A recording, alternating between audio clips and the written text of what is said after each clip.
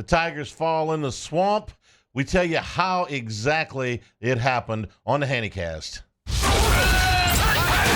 Hanacast, a weekly LSU football film study with Charles Hanagriff and former LSU tight end Richard Dickson. Now to break down the Tiger tape, here's Charles and Richard. All right, welcome into the Hanacast. I'm Charles Hanagriff, along with former Tiger Richard Dickson, as we review the game from down in the swamp. Richard, this was a really, really disappointing loss for the LSU Tigers, and kind of a bizarre game that LSU held the ball for 42 minutes and managed to score only 16 points. They lose their third conference game of the season, their fourth game overall. It's going to knock them out of contention for the playoff, for the SEC championship, and it's really going to make the last 2 weeks difficult mentally. But we're going to talk about the physical tonight, which is how LSU managed to hold the ball that long, convert 13 of 24 third downs and a couple of fourth downs, but how they managed to get in that position in the first place, and how DJ Lagway managed to produce enough offense, even though he was limited for Florida, to win this game. Yeah, I mean, it's a really tough game to go back and watch, because there's so many things you did well that you'll never think of with the final outcome of the game. We moved the ball all the way up, from the 20 to the 20, or the 20 to the 30. And we just get into those red zone opportunities. It goes back to when I was frustrated against Arkansas. These are times we got to go be able to move the ball. We got to score in the red zone. We have to get points. And at this point, we can move the ball in the middle of the field. We can keep the clock rolling. But every time we get into a situation where it's do or die, we're either kicking a field goal or punting. There's a lot to get to, so let's not delay. Right out of the chute, LSU, we talked about this on the post game, having two suspensions of upperclassmen really kind of set the tone for the day, that maybe they're not as focused in. And then the very first drive, they got a 4th and 1 where they're trying to decide if they're going to go for it. They decide to go for it. This is up at the LSU 49-yard line, and they called a timeout. Before, as you're going to see on the screen here, they are in this formation, but before they were in this formation, they were in a heavy formation. Yeah.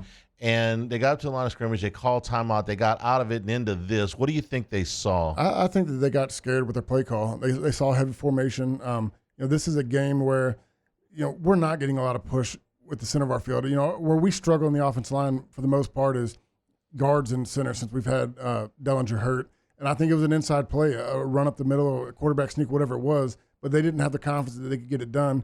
And look, when they come back and run this play, I'm okay with this play call. Like, this play is designed to where you got numbers, you can get the blocks done, but I'm not okay with the personnel, because you had the timeout, like you said. You're still in your script. This is the first drive of the game. You have your best plays. So if you want to tell me that you had just talked about recently moving Green out to wide receiver where he's a little bit more comfortable, but you want to come in on a 4th and 1 on a called play after a timeout, and that's your best option, putting the most crucial block on the field, it doesn't make sense to me. All right, here's the shovel pass to Xavier Thomas that is going to go for a 3-yard loss here on 4th and 1. Hit pause right here. And not that this was a zone read or anything, but just to show you what defenses believe of us, if he were to pull it, look how hard 44 crashed on the defensive end. Nussmeier, if it was any type of zone read or any type of pull, he could walk for the first down. But they have no respect for that. They crash so hard on this backside because they're not even looking for Nussmeier to pull it anymore. And then outside of that, you'll see a better clip once we get behind. Green he's never been asked to be an inline blocker. He has bad technique. His feet don't move well. He takes a bad step. And you end up 2 guys on 1, and it blows up the play. And as you see there, it goes for the 3-yard loss. Back to the 46-yard line in Florida. Takes over right there. Here's the end zone tape view. If you hit pause real quick, what Green has to do right here, and this is something he's never been taught to. I'm sure they're working on it now. But he has an outside guy. He's got to take a deep bucket step. He's got to get on this guy's edge. If he gets that guy's edge, you get Williams out as a lead block, and you probably make a decent play right here. But when he takes a bad step, he gets on the inside angle, the guy he's supposed to block, now Williams ends up on, and you got 2 free guys on the edge. I'm thinking Bordelon here, right? My notes are, where's Bordelon, Pimpton? If anything, you came out of a timeout. I'm putting Mason Taylor on the wing and Bordelon at the point. Let's go put the guys in that we have for a blocking situation. I just don't understand where we're in timeout, we're 4th and 1, we're in our script. Hey, make Green the lead blocker on this. And the script's got to include a short yardage play. 100%. Yeah, all right. But yeah, the first thing I thought was borderline. And you see, he just takes a bad step. I'm not upset with the play call. I'm just upset with the personnel you put in on the play call. Because if he gets that guy, if you hit pause right there, go back just a half clip before he takes the bad step. Right after it's snapped. Right there. If he takes a good step, 14, he's on the edge right there. You got 18 lead block and you got 2 guys out there. You're trying to get 1 yard right here. It's a very possible. But if you, the only other thing I'd say about Thomas on this, let it go about a second. A little bit more right there. If I'm seeing that Green's beat, you're trying to get 1 yard. There's a gap right there. It's sealed off. He could have, if he would have, I know that the play call's outside and that's where he's looking, but if he had the recognition that Green was beat, if he put his foot in the ground right there and hit that seam, it's a pretty decent little hole. Florida takes over. This was just about 3 minutes into the game.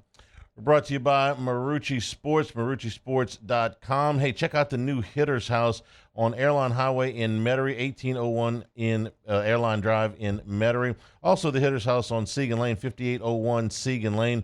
Members' benefits include 24/7 access to the cages, bullpen cage reservation opportunities, a 15% discount in the retail store. Family plans are also available, and you have access to all the Marucci aluminum and composite bats. They're doing new things in the retail piece of Marucci all the time. So check out the Hitter's House again, 5801 Segan Lane in Baton Rouge, 1801 Airline Drive in Metairie. Founded and operated by current and former big leaguers, Marucci Sports. All right, MarucciSports.com. Let's go to the second play we're going to look at here. This is Florida on offense. This is a couple minutes later in the first quarter. DJ Lagway looking for Aiden Mizell, but Devon Keys, who was forced into the start because of the suspension, gets a nice break up here. Could have had an interception. Yeah, I mean, this is one you hope he gets picked off. He gets back, drops in. And we get lucky on this play, and Florida gets lucky because there was a better option for Lagway to throw to that could have been a really big play on this play. But, he doesn't read. Keys bites hard on the play flake, and he's late to get to his drop. He really is fortunate to get back, but I'm hitting the crossing route right here. This is a 1st and 10, and you're going to see it from the wide view. If he hits the crossing route on this play, it goes for a long way.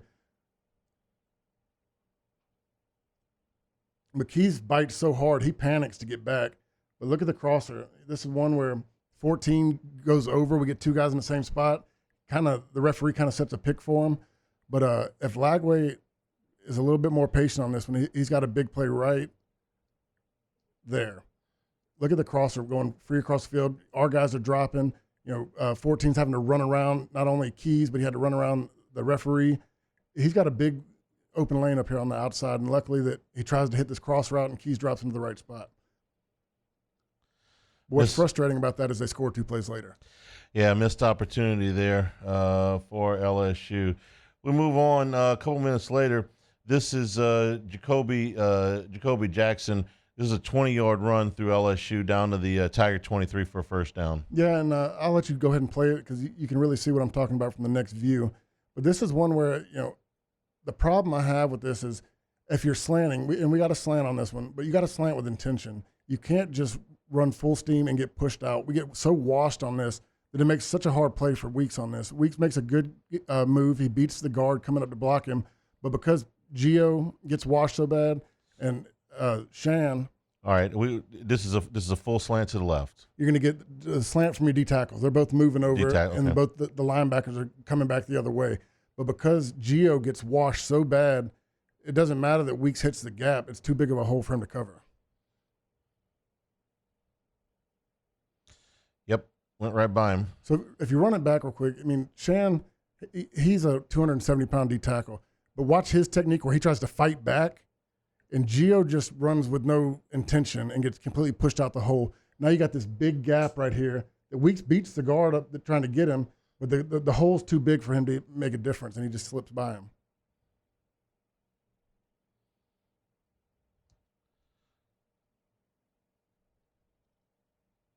Here's a wide view. Yeah, and like I said, the slant I'm okay with, but you don't slant with no intention.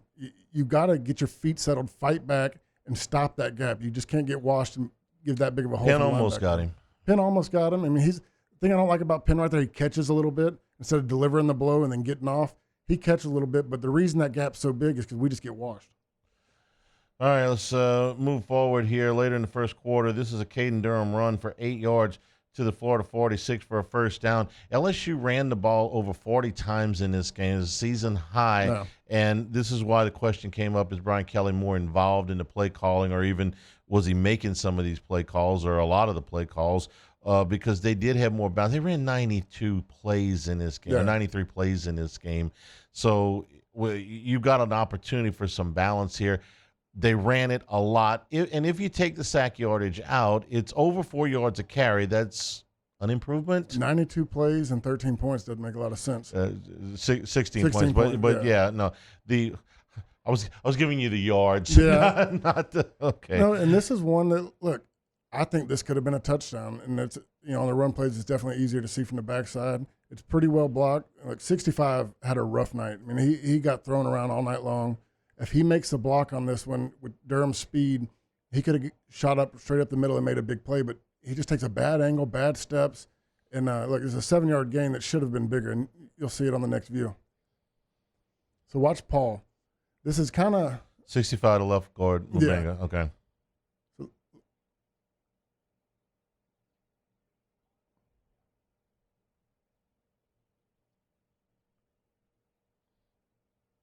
So you're going to get the kick out right here. He just completely whiffs. And if you go back real quick, hit pause right before he touches up on 6, because on this one you're going to get Mason Taylor's going to kick out. Campbell's on this one right here. If he seals him right here, there's no one through this hole. I mean, that's a huge play. Instead, he whiffs on him. He gets over his shoes. He doesn't do anything. He pushes the ball back over here where all the help is. It's a nice gain, like you said, but you're not getting exactly what. And you'll really see it from this, how wide open the middle of the field is. If you can try to hit pause right, he's about to make contact with number 6. If he just gets that seal off her, I don't know if they don't teach us anymore, throw at him. Go dive into his legs at this point. But right there, with his speed hitting the center of the field, this is a huge play. I mean, they got everything they wanted. Everything's blocked well except for one person. And when he crosses his face, he forces them over to all the help over here and only gets 7 to 8 yards. The really disappointing thing is he's got the angle, too. He's got the angle. He's got everything he wanted. Yeah. This is just bad steps. He kind of hops into it. He doesn't take like his proper footwork, and he just lunges. This is when, you're talking in the postgame about, play calling. Okay. This is a good play call. Yeah. This is a good design. This is a good situation for you. And you got it blocked on the left side. You got it blocked on the right side, but there's one block close to the point of attack that you don't make, and that turns an 8-yard gain, which is fine. Yeah. And what could have been, with Durham's speed, he might have scored. This play wouldn't be talked about if we didn't come back and break down this film, because you see an 8-yard run, okay, good. That's what that's a great run. But when that play could have hit for a home run, it's a little bit more frustrating. Brought to you by Dependable Storage and DependableStorage.com. 8 locations across Louisiana, 1 in Gulfport, Mississippi. Facilities also the newer ones in Slidell and Youngsville. Matching any competitor's pricing, convenient online rentals and payments. Free use of the moving truck if you've got a new rental move-in. Clean, secure, and conveniently located facilities. Check out the website at DependableStorage.com for locations, pricing, and rentals. Like Skip Bertman always says, Dependable Storage wants your stuff. You got too much stuff, need somewhere to put it. Check out Dependable Storage. All right, let's move forward to a not as successful running play. This is Caden Durham for a loss of 2 yards at the Florida 39-yard line. Florida's leading 7-0 at this point. Go ahead and fast forward to the behind view. It's a lot easier to explain what's going on right here. All right, let's set the formation. All right, so you're going to have this guy fly across. You're going to have Taylor's backside cutoff, and it's a zone play. But to me, right now, this play should be checked. This is a numbers game. You're running to numbers. So right now, once he flies back, you're looking at 1, 2, 3, 4. You got 4 on 3, knowing that Taylor's coming to do a cutoff block. I would have already checked this. This is like zone 35. We'd have checked Opie, gone back to the right. You had numbers here. If you'd have checked this back to the right, you got 1-on-1, and then you're running back with a safety. But instead, you got 3 to block 5 right here. And it's still possible if they get good blocks. You got the tackle or the end of the tackle are slanting. What I've really realized watching this film is 79 and 65 do not do a good job in zone blocking and passing things off. You know, you're blocking outward, and they just get in no man's land to where they end up blocking nobody.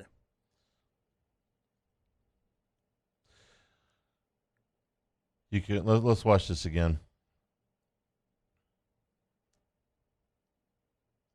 So go back and hit pause right when about a half second after it snapped. It's just zone blocking. Right here, they all should know that they got a blitzer coming off the outside, and you'll see it from the wide view. But his job, you got Campbell here, 71 here. I don't know what Chester's doing right here. He's got to be on here, and 65's got to get up to number 6. And this play still could have been blocked, even though when I'm looking at it from the front, I'd have checked the opposite side. This is one of the plays that goes for a loss. And as we and just watch from a pure number standpoint, look at this. If you hit pause, you know you're running to the left right now. We're not checking anything. This was a called play. You got 1, 2, 3, 4, 5 on 3 to block. Because you know Taylor's coming back. You know Taylor's backside cutoff. This is a time where if I'm, what we would have done is it was a simple, check OP. You can run zone left, zone right. I'm running to the backside right here where I got numbers. We got 2 guys. What is this? Is it first and... No, this was 2nd and 13. 2nd and 13. I'm checking to the opposite side of the field, putting my guard up on this guy, my tackle on this guy, and I'm going to make Caden Durham go one-on-one with the safety. The 2 complete pretty much whiffs on this. 65 and 79. Yeah, this is part of the reason, and the number was really startling when we got it today. In the 3-game losing streak, LSU's running plays that have gone for negative or 0 yards, 39%. Yeah. That's just an outlandish number of non-productive plays. I mean, you're talking about almost 40% of your plays are putting you behind the sticks. Where I got frustrated, especially going back and watching this again, I don't know why they didn't give Adams another shot on the left side.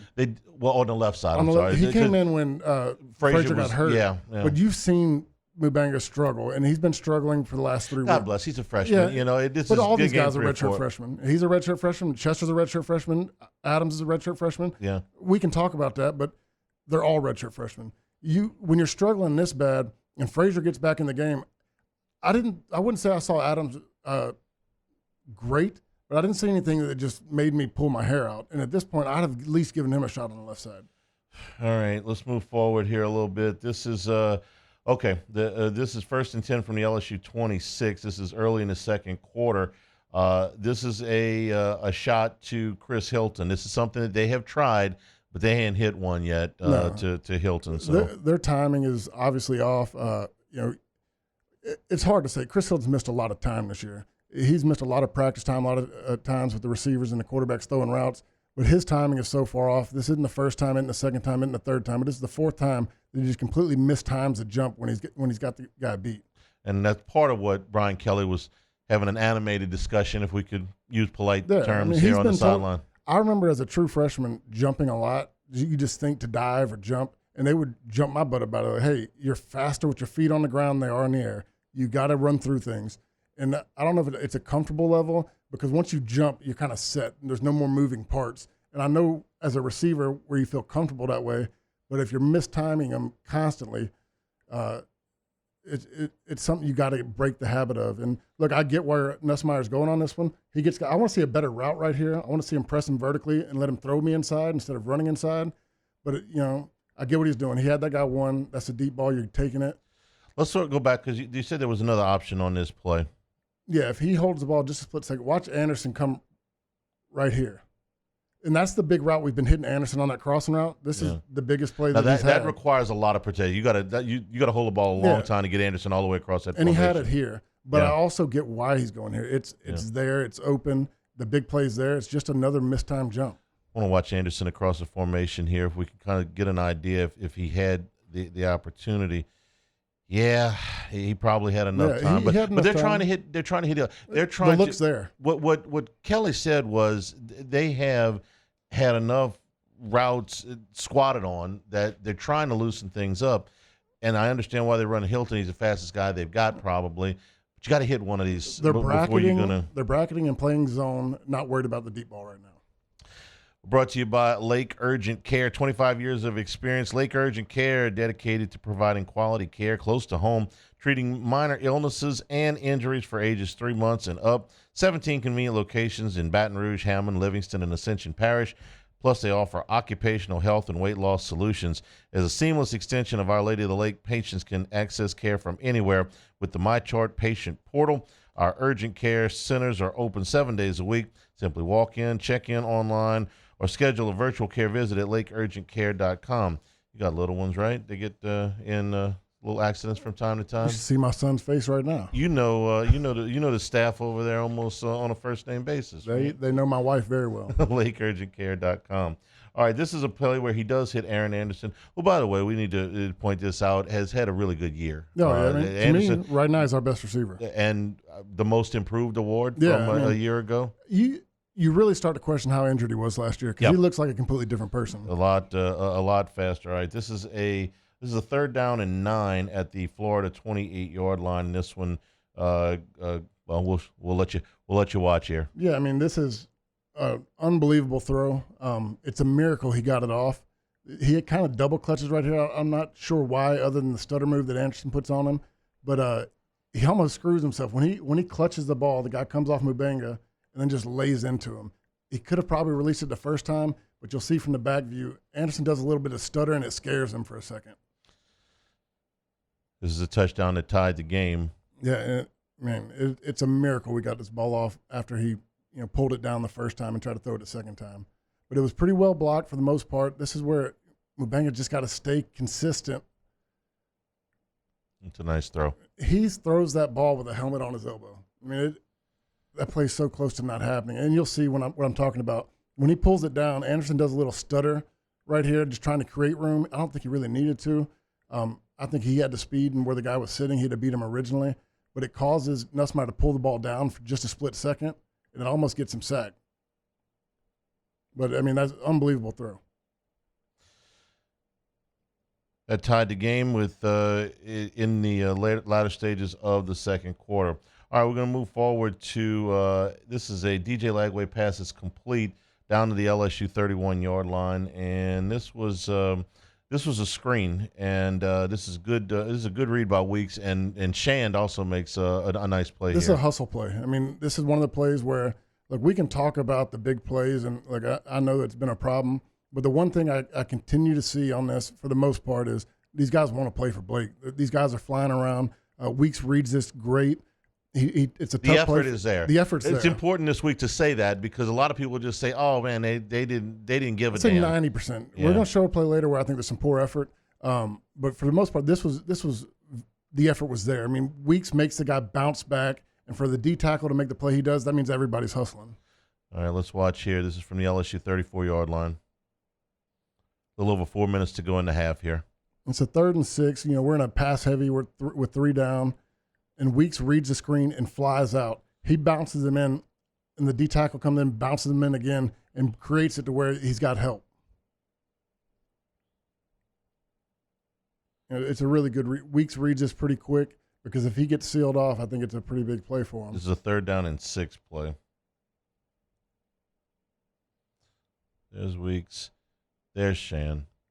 Neither one of them made the play, but they made the guy bounce back to where he had help coming. And the hustle was great. The effort was great on this play by everybody. See the wide view here. You get a better look at it. Watch the read by Weeks. He sees the 2 guys release him, and he takes off. He makes him bounce. Shan makes him bounce. And it's a big play when it's 3rd and 6. Good job there. All right. Here's another good run for LSU. This was even a little later in the second quarter. About 3 minutes to go, a little over 3 minutes to go. Caden Durham with a 16-yard run. The design was something that you weren't wild about, but it ended up going for a nice game. Yeah, I'm still confused, and I've seen this a couple times when we're doing the down kick out. We're bringing 2 guys around. I feel like this ball is supposed to hit up on the inside, but it's so cluttered. And the way this works out, he bounces it outside. Emory Jones loops around outside. We get a seal, but this play could have easily been stopped for a 1 or 2 yard gain. All right, let's take a look here. Florida got a guy coming in late. Well, the big thing is if you watch Pimpton, if he's blocking, if this is supposed to go outside, he's got to get moving. he blocks it almost like it's an outside play, but you leave the guy that had him man there able there to make a tackle. You know, Durham did a great job breaking it. You'll see a better shot from this end zone view. But I feel like if you're going to get 65 and 66 down, you get 50 and 70, it really seems like it just gets cluttered. And maybe Durham's got to be a little bit more patient, but I feel like it's supposed to hit right there in the A gap or B gap. I think we'll get a better shot from the wide view here.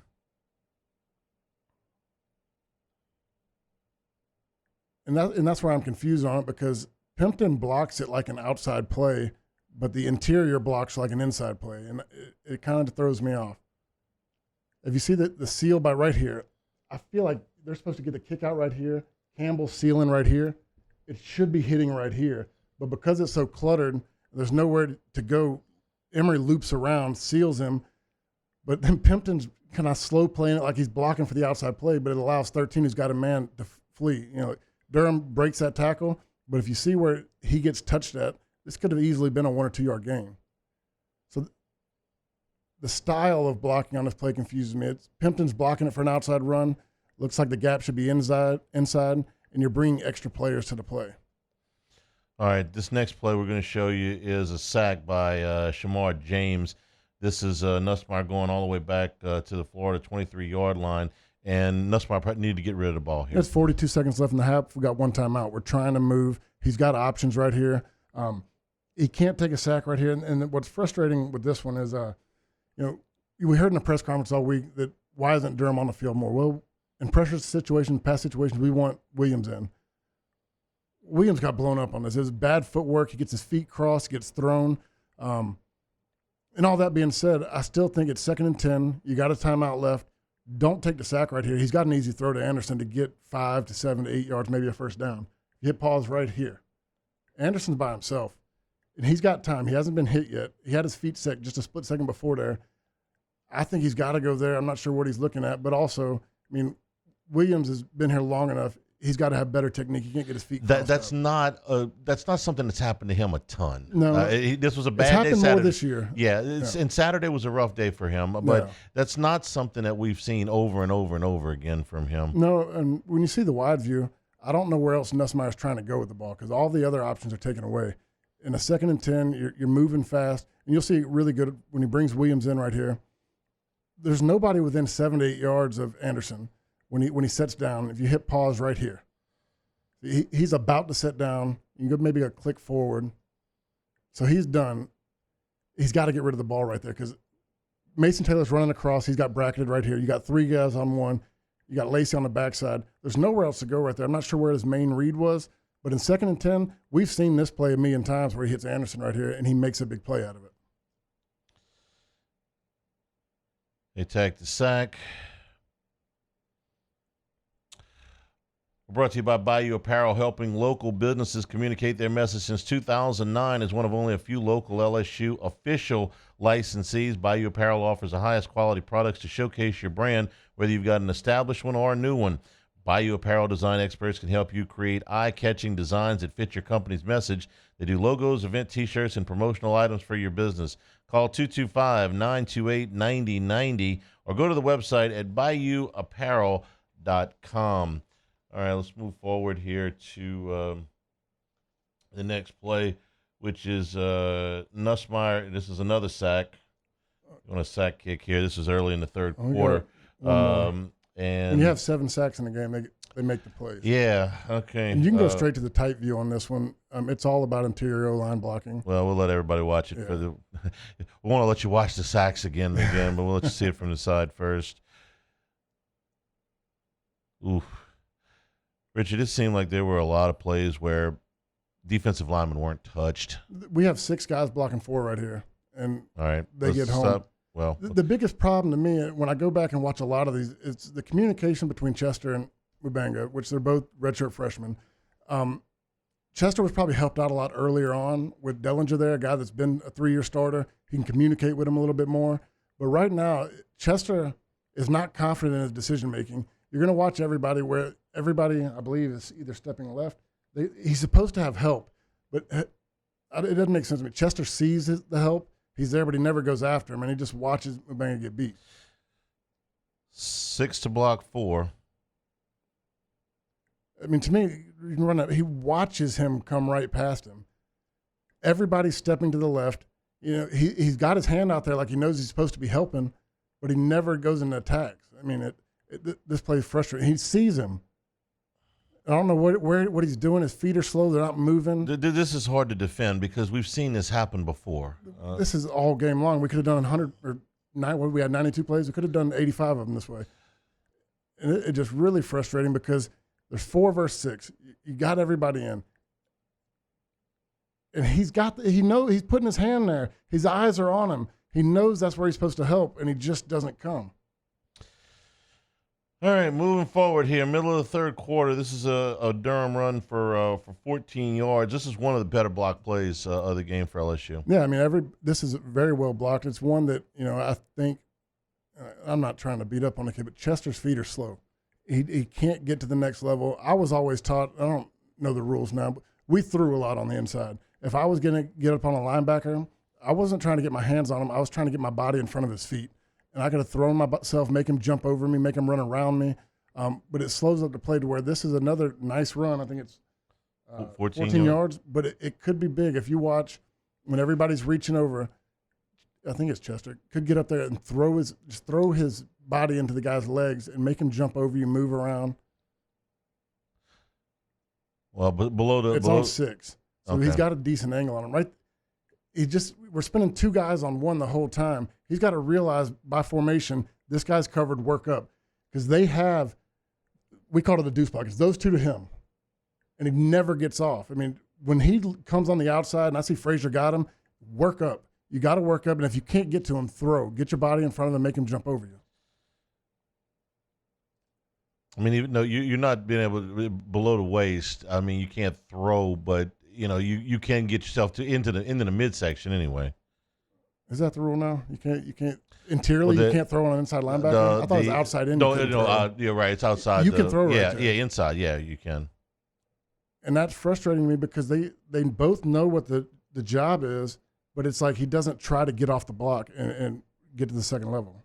Brought to you by the law offices of O.C. Brown, Dana Brown Law Offices of O.C. Brown. For the last 30 years, family-owned and operated. You know, he's carried on his father O.C.'s legacy. Dana Brown's done a great job for me and my family. They can help you out. They're going to be your law firm for a lifetime. The initial consultation is always free. So if you've been in a car accident, if you've got some other legal needs, the law offices of O.C. Brown should be your first and only call.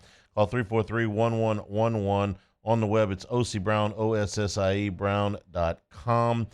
O.C. Brown and and Dana Brown, the law offices of O.C. Brown, downtown Baton Rouge, right down the street from Town Square Pizza, newest creation, newest pizzeria, downtown Baton Rouge. Square pizza made from scratch right in front of you.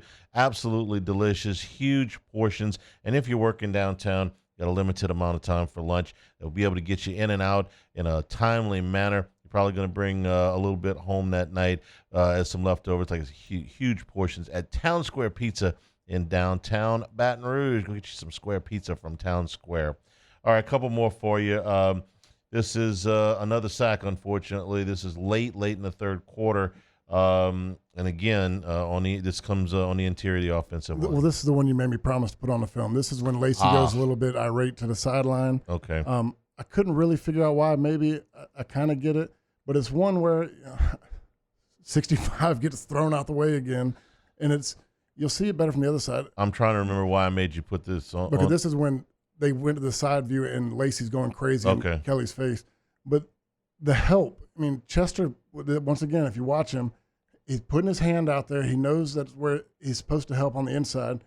But Mubanga also needs to know that the inside he's supposed to have help. Stay on the outside. Don't try to work back inside because you got help there and he gets beat on the outside. All right, well, let's see. Can you tell what Lacey's upset about? I think right when he breaks his dig route, it's 3rd and 8. He wanted the ball immediately as he came out that break, and he looks over there, and I don't know. It's just frustrating because Nussmeier doesn't have time to work back there, and he's coming out of his break. He knows he's open if the ball's put right on him, and it's just the way this game was going. I mean, this is maybe your 6th sack of the game.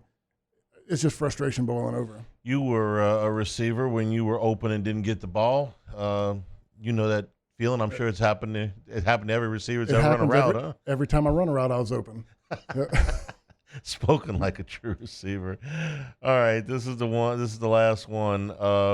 This is the one that Weeks made the comment about after the game. Okay, there's a 55-yard run that put the game away, and Weeks' comment that you're talking about after the game was that half the defense was playing one play and half the defense was playing another.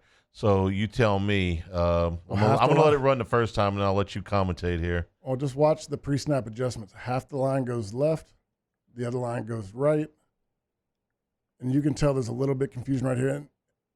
Watch those go over there, and Swinson goes outside. Everything slides over here. To me, it looks almost like a blitz call. Swinson comes to the outside, and you'll see it. Just let it go. The tight view is more damning than the side view. And this is the one. I know the side view was pretty damning, but go ahead. This is the effort play on me. This is one. I think we had really poor effort. Sage is walking on this play. His reaction time is so slow. He's in his back pedal when the running back has the ball running up the sideline. He almost looks like he's assuming somebody's going to make a play, and then he panics to take off running. See everybody slide over, comes over here. He was jogging until he got past me. From the wide view, it's even more frustrating. All right, hang on. I want to watch this again. Watch everybody go left, and then Swinson goes right. Go back right once they've shifted before the ball snap. You want to talk about running into numbers? Go back one real quick and just pause it right once everybody's shifted.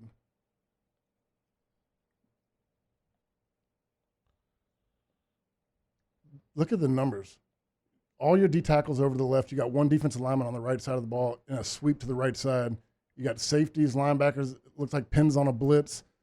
Maybe that's why he was trying to get him over. He didn't want to get over first because he's thinking he's supposed to be here when Swinson's going wide. I mean, there's just mass communication problems on this job. Stamps misses. Ryan was coming away from over the other side of the field. You'll see it on this view right here. Watch how long he's in his back pedal while the running back has the ball. And this is where I get really frustrated. This is the only effort play I saw in the film that we got. But he's backpedaling, and then just kind of jogs up there and is like, oh, crap, he broke free. He was waiting for somebody to make a play. He had no intention to make a play on that. And that's an effort play right there. When you're just walking up and assuming somebody else is going to make the play instead of hauling butt down there. And another rough angle, which the safeties have had a problem with. Rich, just kind of to summarize this whole thing, I mean, this was very frustrating for LSU fans they had the ball so much, they didn't score. We're going through some of the running play problems, the offensive line, the number of negative plays. 2 games left. Where are they? I get when you made the changes and went with all the veterans early on. We were talking about the Ole Miss game when you said we're no longer rotating. But when you see plays like that by your veteran who's not really hustling, you got veterans constantly in the wrong situation. They're not doing what a veteran guy is supposed to do. Know where you're supposed to be, know your role, know your assignment. We're seeing the veterans in wrong situations right there. To me, it's everybody's on a short leash. I'm looking at the next 2 games like we're going to put the guy who's hustling and busting his ass the most. It may be a game where we see some new people. That's just me. Look, you roll everybody out there, but warn them. I mean, we're on a short leash at this point. These games, look, I know he talks about we want to finish right, get to 9 wins, whatever. But also, he's looking – Kelly's not I say this the right way. The big picture's next year. Mm-hmm. I mean, you're not playing for a championship anymore. And when you came to LSU, you said it's championship or bust. I'm here to win a championship. That's out the picture right now. You got to make sure everybody is understanding their assignment, making sure they know what they're doing, and making sure that they're going 110% on every play. The individual efforts may be more valuable to evaluate right now than the overall outcome. That makes any sense. If you go find me 2 or 3 dogs out there that are finally getting a chance to play, and if they're making mistakes at full speed, maybe I can live with that a little bit. At any rate, okay. LSU and Vanderbilt gold jerseys. Cool. Hunt's our uniform police around here. I'll let him handle that one. For Richard Dickson, I'm Charles Hanagriff. This has been the Handycast.